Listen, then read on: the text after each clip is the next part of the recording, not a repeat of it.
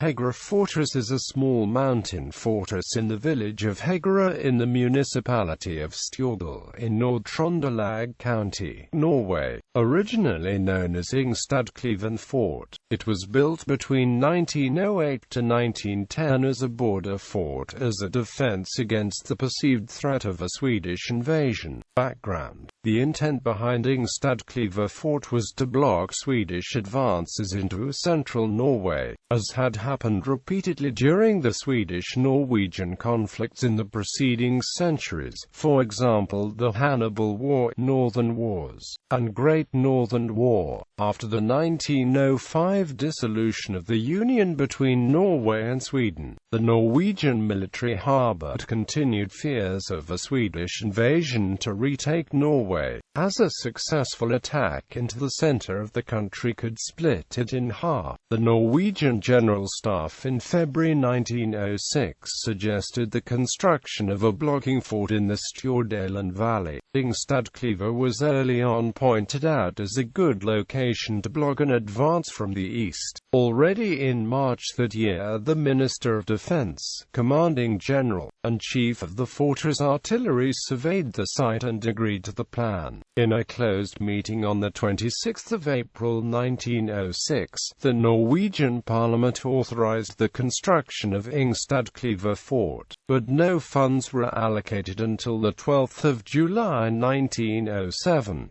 In May 1908, the work began on the road up to the construction site, and by January 1910 the fort was ready for use. Geography: the fort was built on and named after Ingstadkleiven, a 215-meter-high forested hill south of the Stjørdal River, about 3 kilometers from the village of Hegra. To the east, north, and northwest the terrain slopes down towards the Stjørdal Valley and is dominated by the fort, while the south front is hilly and at a higher altitude than the Ingstadkleiven. Ingstadkleiven Fort has an excellent command of the Stjørdal Valley to the north and east, but to the west the view is blocked by the Grothamren and Hammeren hills, both about 300 meter high. Ingstadkleiven Fort. The fort's guns came from the dismantled Øye Fortress in Marka. The artillery was made up of flat-angle guns with a range of 6 to 9 kilometers. The fortifications themselves consisted of 300 meters of halls and tunnels dynamited into the mountain at Ingstadkleiven, as well as trench systems and gun positions excavated from the rock with explosives.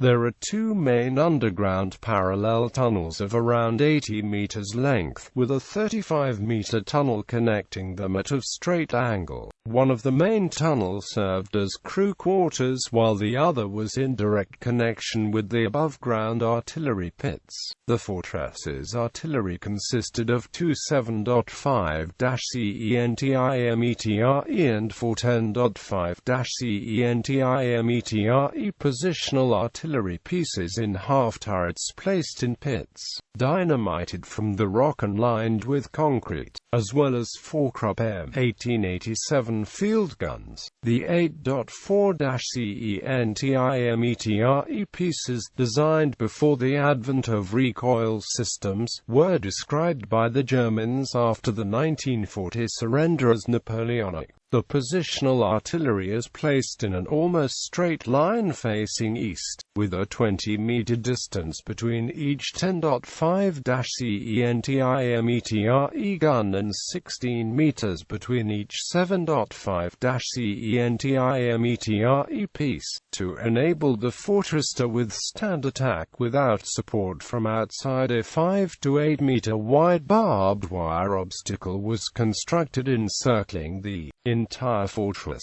Early period: during the period 1910 to 1926, the fort was used as a major military base for the Trøndelag border areas with Sweden. In 1926, Ingstadkleiven Fort was put in reserve as part of the post-World War I defense budget cuts.